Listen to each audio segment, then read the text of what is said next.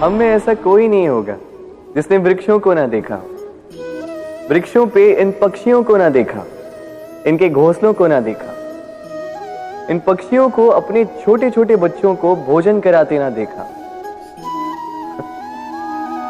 संसार का सबसे ममत्व वाला दृश्य होता है। चिड़िया दूर से अपने चोंच में दाना भरकर लाती, स्वयं भोजन करने में असक्षम संतान की चोंच में डालती, स्वयं भूखी रहकर निस्वार्थ निश्चलता से।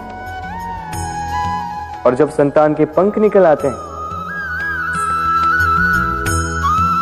वो उसे उड़ना सिखाती और उसके पश्चात उसे स्वतंत्र कर देती है अपना जीवन जीने के लिए, इस आकाश में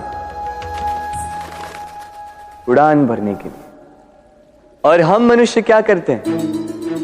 जिस संतान को हम पंछी की भांति पालते हैं, उसके पंख निकलते ही हम उसे बांध देते हैं, ये सोच के कि कहीं वो दूर उड़कर न चली जाए।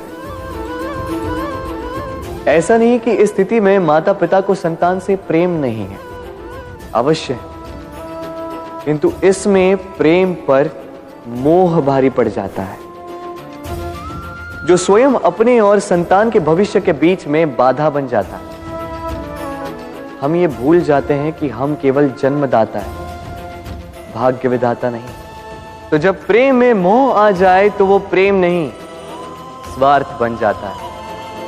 इसलिए प्रेम को पास रखिए और मोह को दूर, क्योंकि जिससे प्रेम करते हैं उसका विकास नहीं रोका करते। प्रेम संसार का सबसे पवित्र बंधन है, पर सच पूछो तो ये बंधन से मुक्ति है, स्वतंत्रता है।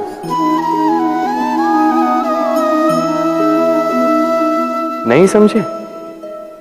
समझाता हूं। यदि कोई आपका प्रेम ठुकरा दे, यदि कोई आपका प्रेम समझ ही ना पाए, तो क्या होगा?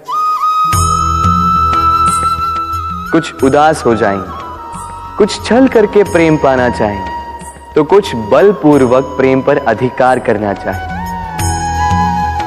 किंतु यह आवश्यक नहीं कि जिससे आप प्रेम करते हो उसे भी आपसे प्रेम, क्योंकि प्रेम कोई वस्तु नहीं है, न राज्य है, न धन जिसे आप बल से अपने वश में कर सको। प्रेम वो शक्ति है जो आपके लिए हर बंधन तोड़ सकती है, किंतु स्वयं किसी बंधन में नहीं फंसती। तो जिससे भी आप प्रेम करते हो उसे स्वतंत्र छोड़ दीजिए, क्योंकि स्वतंत्रता ही वो भाव है जो जीव को सबसे अधिक प्रिय है। प्रेम सच्चा होगा तो उसे अवश्य समझ में आए। तब तक के लिए निस्वार्थ भाव से प्रेम कीजिए,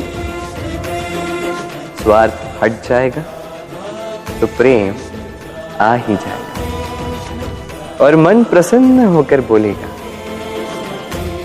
राधे राधे।